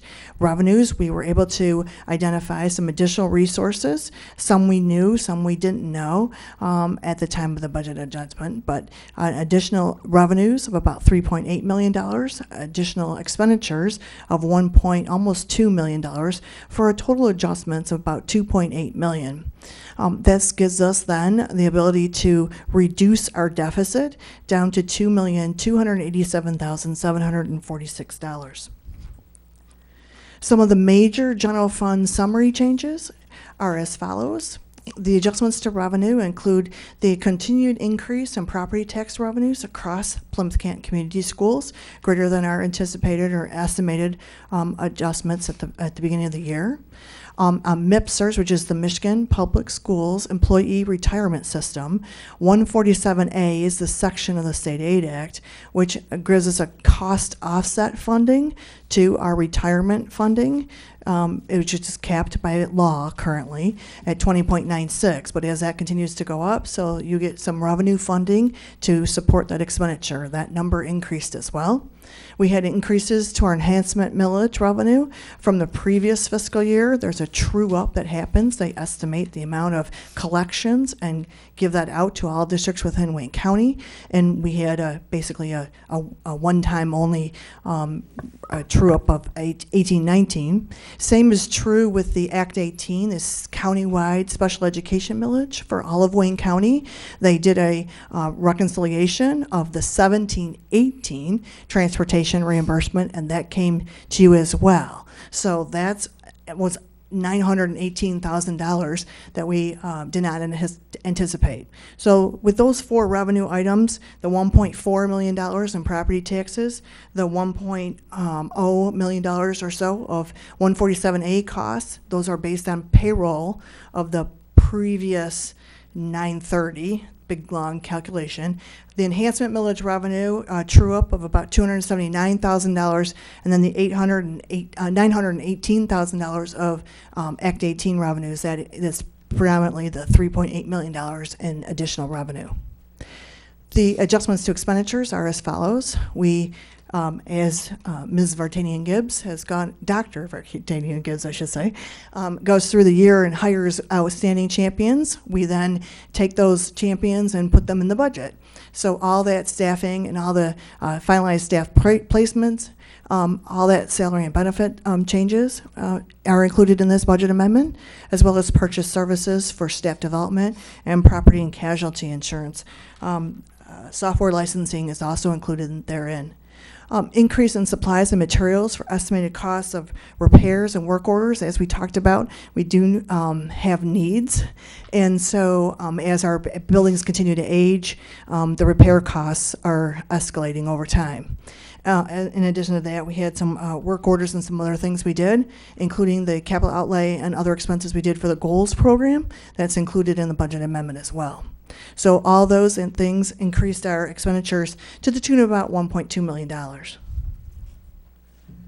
I wanted to give you some overview into where you are currently and where you've been historically for very important numbers. So enrollment being one. We over this 10-year snapshot here, our revenues, or our enrollment has gone up and then down and now stabilized. So basically those last 5 years are pretty stable or static in their variance. And so that's an important number because enrollment times foundation allowance gives you your total general fund revenue pretty much for operating purposes. So if you notice on this graph, we've been increasing over time. Some of that is the retirement funding I talked about earlier, but we had gotten small increases. Last year we had 240, and last week the governor proposed 225. She also has produced parts of a budget that would have additional funding for special education, ELL, and at-risk students. I don't know if that's going to stick or not in the final budget that the state adopts, but in the school research collaborative that Ms. Merritt and I were a part of, they determined that the actual cost to educate a student in the state of Michigan with all the different mandated requirements is approximately $9,590. So you can see we're significantly lower than that. We're currently at the state minimum of $8,111. So I did the math today. That's $1,479 times 17,368 students would be about $25.6 million. Just let that percolate for a little bit. That's a big number. So if everything came to pass and you were given what it takes to educate a child, how much we could do with that? I didn't get that. Could you try again? You certainly didn't get that. She wants you to You repeat could it. not have timed that better.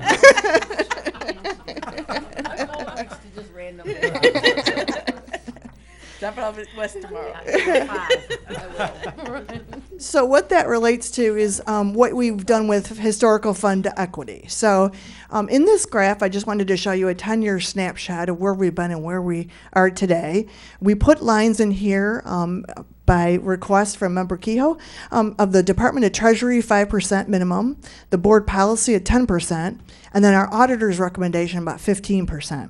So as we sit here with this amendment, we're talking about, we're at currently about 19.8%. And then if we talked about the enhancement millage like we did earlier today too, and how impactful that is to us, the red is an enhancement millage of those years. And you'll see that in 18-19 we just got a little true up from the previous years because that's a kind of a rolling reconciliation. Still a pretty big number there. So, without that, we would be below our auditor representation of what they would deem as adequate fund equity. But I wanted to show that here so you could get a big overview of where we'll end up at the end of this fiscal year. I'll take any questions you have. Can you go back to the previous slide, please?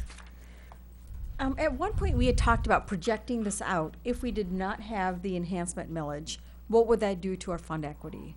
Can we get what that looks like, mapping it out 5 years from now? Sure. In big rough numbers, it's about $6 million for us currently, and it'll be for 2 more years. So as you see here, we're in year 4 of a 6-year millage. So that'll go before the electorate soon. It's up to Wayne County to bring that forward to the electorate. But what happens is when it goes for renewal, we'll have a change in legislation. So once that goes up for renewal, that money is now shared not only to K-12 public school districts, but to charters as well. So our portion estimated will go down to about $4.5 million from the current 6 in big round numbers. So still a significant number and still a valuable addition to our fund equity. I guess visually what I'd like to see is what does that look like if we get the enhancement millage passed 5 years from now, and what does it look like if we don't have that additional funding? Where will we be 5 years from now with our fund equity? Out of business. That's what I'd like to see. Not out of business, really large class sizes, no raises. Well, we have to really make hard significant decisions that we'd have cuts. to make. Yeah, so Yeah. So basically what's happening from an overview perspective, in big round numbers, your revenue stream is increasing by about 1% per year, and your expenditure stream is increasing by about 3 to 4% per year. So there's a 2 to 3% gap and it's true of all Michigan school districts, and you're trying to work the gap. So as you go forward, you're trying to, cut the expenditure rise so that it meets revenue, but revenue is just not rising to the extent of your expenditures. Okay, thank you.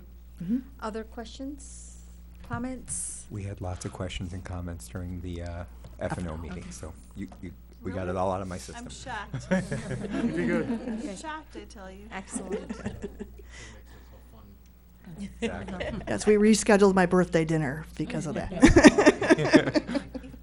I did have a question. So when you talked about the collaborative and the 9590, that was just for the general education students. That's the general. So your additional revenue that we could capture did not include the ELs, At risk.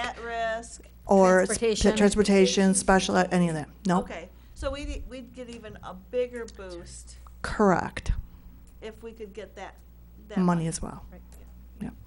So we need to continue advocating for the equitable funding for our kids. For our students. Not just for the programs, but for transportation and technology and other things. Right. Okay. Thank you so much for the time. Thank you. The key is legislators in Lansing that support public education. Great presentation. I am now looking for a motion for action item 20-02-39. Madam President, I move that we consider the approval of the 2019-2020 mid-year budget amendment, first and final reading, action item 20-02-39. Second. Motion was made by Member Kehoe, seconded by Member Brooks. All in favor, please say aye. Aye. Aye. Aye. Any opposed? Please say nay. Okay, the ayes have it. Motion passes 5-0 for action item number 20-02-39, approval of the 2019-2020 mid-year budget amendment, first and final reading. Okay. Did you want to walk us through the bid package? Certainly. The first for your consideration is the approval of award for bid package number 19. This is the summer 2020 work for parking lot upgrades. This is a first reading. This was discussed again at the previous excuse me, F&O meeting on February the 6th. It includes parking lot upgrades and asphalt recessed play pads, driveways, sidewalks, entrances and approaches at Field, Gallimore, Miller, East, Pioneer, and Plymouth. Someone get her some water. I'm okay. Thank you. The attached recommendation letter and bid tabulations are from our construction company, McCarthy and Smith, and includes a total in the amount of $536,508 to be funded by the remaining, we'll say 2015 and 2019 bond funds. Okay. All right, thank you for those. All right, we are at letter G, action items, and. I'm sorry, that was just the first one. Those were. Oh, that was just the first one. I'm sorry. Three of them. There's three of them. Exterior So and 2021. I'm sorry, thank you. Let me keep going? I was trying to give you a break. Okay. Thank you. Next up is the approval of award for bid package number 20, summer 2020 exterior improvements, first reading. This is for exterior improvements to include exterior lighting, overhangs and soffits, canopy column replacement at Allenburg, Dodson, Gallimore, Hoban, East, Pioneer, and Plymouth. Again, these were discussed last Thursday on February 6th at the F&O meeting, and the recommendation letter and bid tabulations are attached as follows in the amount of $120,248. Those both 19 and 20 were favorable variances, except for this one's unfavorable by $3,556. So very close. And the first one was $40,000 to the good. Finally, I'm looking for it.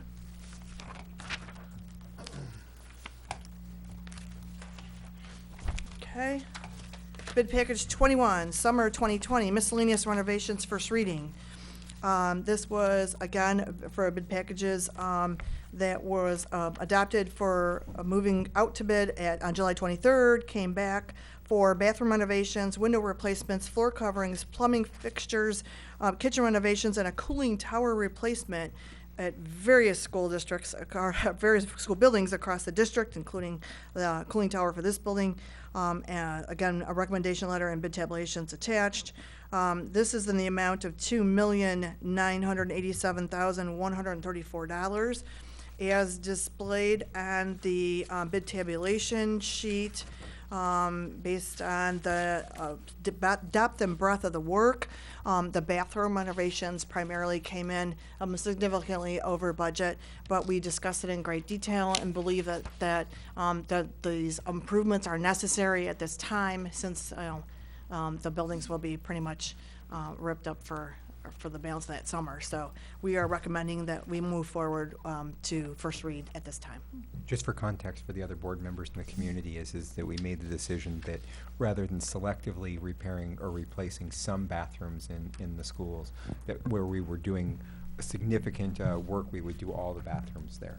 So, for example, at Gallimore and Bird, they're going to get all their bathrooms replaced, or the vast majority of them. Well, I want to clarify, it's student bathrooms, not necessarily Student all the adult bathrooms, yeah, ones. student And at Gallimore, it's on the tag side of the building, not the preschool side of the building. Yes, thank you for that clarity. Now, this is very helpful because I was at a presentation at Bird and the parents were asking about, because in the bond it talks about toilet room upgrades, and they were like, but we were supposed to get ours in the summer, are we still getting them? We're And still it's like, getting. yes. Yep. Well, Yeah. we said yes. Yes, But I'm it's glad you nice said to yes. see this right here. Yeah, this is the majority of these funds are actually because of excess money that we had Yes, left over from from the the- previous bonds. From the So, 2013. 2013 bond and the different cycles of that. So. Right. Okay. And just another point on this, there's some things that we've deferred to future bond bids that we still expect to have happen, things like furniture upgrades and some playground upgrades that are part of these processes. So it's not that when we originally had voted to go out for these bid packs, they were included, but we didn't get the bids on those. So they will be included in the future bond. They're just not in this particular bid packs. Okay. Okay. Thank you for that clarification. Okay. I'm sorry, but one last thing. They're included in this bond money, Yes. not And in the in, bid pack. not in this This bid bid pack. pack. Thank you. Correct. Okay. Thank you. Anything else? No, I'm sorry, just trying to be clear. All right, we are now moving to action item and discussion part G. I just wanted to bring up a conversation that we had last week about a request for committee of the whole. There was a request made that the SPA meeting become committee of the whole. And I'd like to recommend that we follow the normal protocol where at least 2 board members make that recommendation and request to the vice president and the president.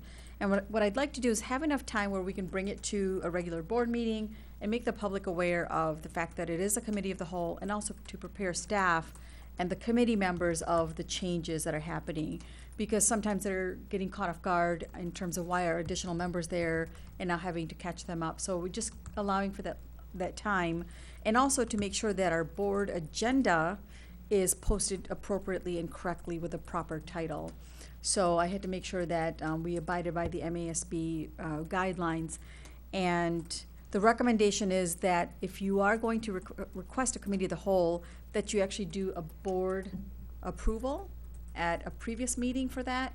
That way everyone is aware of that, the public is aware, and it's posted ahead of time. So not to say that we can't have committee of the whole, but I just want to say that we want to be consistent with making sure that at least 2 board members request that.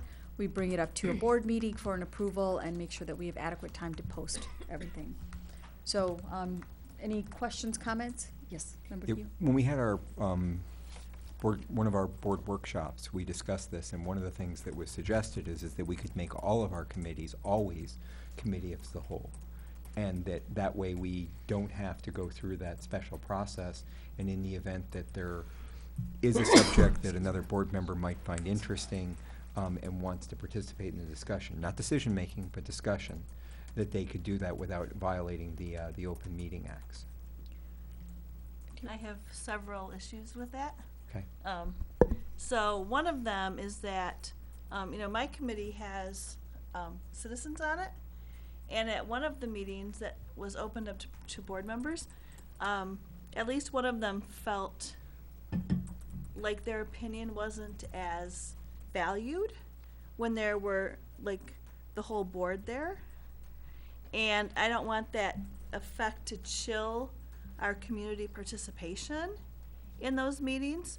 The other thing I worry about is a lot of work we do in committees builds, like in policy, even though it's riveting, it does build on what we've done the month before. And so I worry if people want to come to one meeting, I mean, are they going to ask a lot of questions about what we did the month before? We don't have time to catch somebody up to 6 months worth of work. Sure. And then I'm also worried about the idea that if it's a committee of the whole, why are we having committees on separate nights? Because I don't personally have time to spend the time going through all of the committee packets to go to all these meetings and then to go. Like, for instance, SPA, I really can't get to at 4:30 on a Wednesday. And so it would, to me, it defeats some of the purpose of a committee, because we're not dividing up the work at that point. And then I wonder the perception of the community to, well, if this is committee of the whole, why are some of these board members not showing up to these committees? Is then the expectation that we all go to all the committees? I mean, I just wonder if that would become the expectation. And if that's the expectation, we can just do that all on Tuesday night when we're here. Yeah, so from my perspective, it's not so much that I personally want to participate, but that sometimes I want to be able to listen, to hear what's going on and to see what's happening in that. And at this point, even if I was coming as a citizen, I couldn't, because I can't even just be in the room to listen to those conversations. And we've had situations here with F&O, for example, where it's at the same time as other meetings that are going on, and we've had other board members that have been in the room that would actually be in violation of the policy if we did that. And I don't think we ever want to be in that situation. No. So to me, it's not so much to have the expectation that they're going to be there and participating, but rather when they might be observing or occasionally going, that we don't end up in a situation that creates a violation of the Open Meetings Act. And we could use the committee of the whole and have a preamble either as part of the packet or as part of the process, that we're doing that to give that flexibility without an expectation that committee members that are, or people that are board members that are not part of the committee are going to be there. And so we could publish that, have it be part of the standard materials that are out there, and give us still that flexibility. But it would allow board members to show up at the meeting and then participate and ask questions. So we could also set a board policy that says that you can observe but not participate unless you're on the committee, and that you have to go through the process where we do the voting at the board meeting to allow people to participate. So if I can just interject for a second, I think I'm not opposed to the committee of the whole. I think we just need to be careful about making every meeting that, primarily because the committee work, as Patty said, does build on previous work. The other thing is, when we publish the committee meeting minutes, my expectation is that people that are interested would read those minutes. So that's how you're getting the story of what's happening in each of those committee meetings. But if we do want to talk about a committee of the whole, I do think we need to set up some expectations about what's appropriate, what's expected, and timelines as well. So maybe this is one of those things that we could talk about in board workshop when we do board governance. And I definitely want to make sure that we follow the right procedure. Yes. It's been, at least for my own personal situation, it's been rare that I've needed or wanted to do that, but there have been subjects that I've been particularly interested in, and I can think of in the last 2 years, there's 2 or 3 times where that has been particularly of interest to me. Right. And it's hard for me personally. I don't necessarily have to participate. I'd be fine just listening and seeing things. I trust the committee members that are on there to ask the right questions, but you get a lot more out of the conversations through the presentation or through the oral presentations and the discussions that go on that's not captured in the prepared materials or in the meeting notes. Right. So I think we can bring this back up when we do our board governance with Len and talk about how we may want to address committee of the whole. as well as the Roberts Rules that we talked about, and again, put that in some sort of a policy format. And the other thing I've thought about is having a calendar. You know, when we meet with Monica for the agenda setting, we have a calendar of all the items that are being discussed each month, although that shifts. But one of my wonderings is during our summer session, if we want to take a look at those topics and then decide as a group which committee might be beneficial to be a committee of the whole. So that is another opportunity where we could, as a group, decide, hey, this is like our equity topic with the student data. That might be one where we all want to be a part. And again, talk about that ahead of time. So It'd be great if that list was published to the rest of the board so that we know what that is. Right. And then, because I don't think it should be necessarily restricted to just the summer. no, that's where we draft the possible. Oh, that's when you, okay, got it. And we share it. It's always a draft, but we share it in July, so all of you have access to it. Yeah. It just changes because depending on what Yeah, I'm not topics sure come up. I know where to find it, so. So one of the things that I've talked about with Member McCoyne is sort of formalizing all of that and putting it into a calendar so we all have access to it and just be reminded of this is where it is. That'd be great. Okay? Yeah. Thank you. All right, and I do want to make a mention of the bond for a second in terms of, Debbie, thanks for the graph that you put up. I do want to say that this bond is a critical investment in our kids and our community. We saw that we are the lowest funded, one of the lowest funded school districts for the per pupil allowance that we get from the state. Many surrounding school districts have a higher per pupil allowance that they get from the state, and yet have still had to go out for a bond to do capital improvements. We have to be competitive. We cannot stay at status quo. And the only way that we can do that right now, given the fact that we get the lowest per pupil funding, is to go for a bond. And we're asking voters to do that on March 10th. So until things change dramatically, I don't know how else we can continue to renovate and innovate and provide the best environment for our kids and teachers. So I just wanted to bring that back up and to say this is a critical bond for us. It's a critical moment for us as a community, and I hope that we all look at this very seriously and look at the investment that we're making into our kids and community. So we will be out there doing lots of presentations. As Superintendent Merritt mentioned, February 19th is a big forum for the public. I hope that people that are listening, people in the audience, if you have questions or want to learn more, please attend one of those public forum sessions. Okay? All right. Moving on to Part H, follow-up board questions.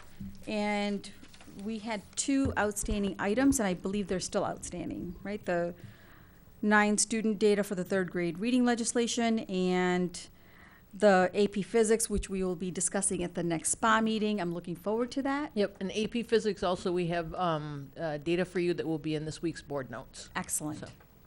And the only follow-up question that I can recall was Member Kehoe asking for these student websites that they had created and won an award for. So can we get that in board notes? And I had 2 other follow-ups. 2, okay. And you also, we're asking about the fund balance brought out for the next 5 years? Oh, no, actually, that was provided in previous Okay. board notes. I was reminded of that. Thank you.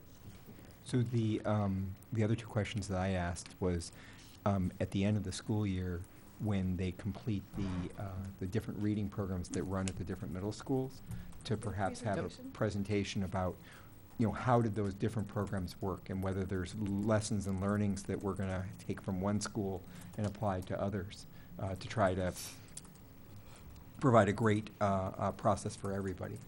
And then the second thing was with the Away for the Day, there was a really very impressive statistic quoted from the overall Away for the Day on student test performance. I'd love to see how our district is impacted by that process. That's going to be, Yeah. And it's can gonna I? be a while. Yeah. And can I add We to should the? know that by the end of the school year. End of the year. Yeah, a little bit. Yeah. We can we can provide the data that we have at this that year to time. last year. So and then we Yeah, can but start to look a lot longitudinally. of the standardized test information you don't get NWA we get. as timely as you might like. Yeah, but NWA we do. So just to clarify, data on the Away for the Day. So we're looking at end of the EA data. That would which be- That would be. I What's think it- that's the one that Okay. we see, we use the greatest to be able to measure our own students' Okay. performance. And Lauren also mentioned the discipline data, so I think if we could Yeah, add absolutely. to that. The impact is. The yeah. impact, Yeah, okay. exactly, that's what I'm looking for. The impact test scores, discipline, student health and welfare, any of those things that are impacted by that process. Diane, did you get those 3 follow-up questions? All right. And then, Oh, is there any I more? guess a question is related to that. Are we going to do away for the day at other schools? I think there has been conversation, and I'll ask Beth or Superintendent Mira to chime in on that. Yeah. So right now, we wouldn't do any change until we look at the data to make sure that it's impactful. Okay. Okay. And also, could you take a look at data in terms of where does it make sense to, like middle school makes sense. Given my line of work, we've seen high school not be so successful with Away for the Day just because of the dynamics and the changes in their schedules and internships and CTE. So it gets a little bit complicated, but that's up to you guys to kind of figure out where does it make sense? Elementary, middle school, part of high school? I don't know. That's I know, high school seems difficult, especially at the lockers park, for them, yeah. because kids don't really even have a locker they use. right. So what would their, Right. So we'll leave that up to the professionals here to kind of make that recommendation for us. Okay? All right. We are at item I, adjournment. I am looking for a motion to adjourn. I'm not going to. Madam President, I'd like to make a motion to adjourn the meeting. Second. Motion was made by Member Lazarowitz, seconded by Member Brooks. All in favor, please say aye. Aye. Aye. Any opposed?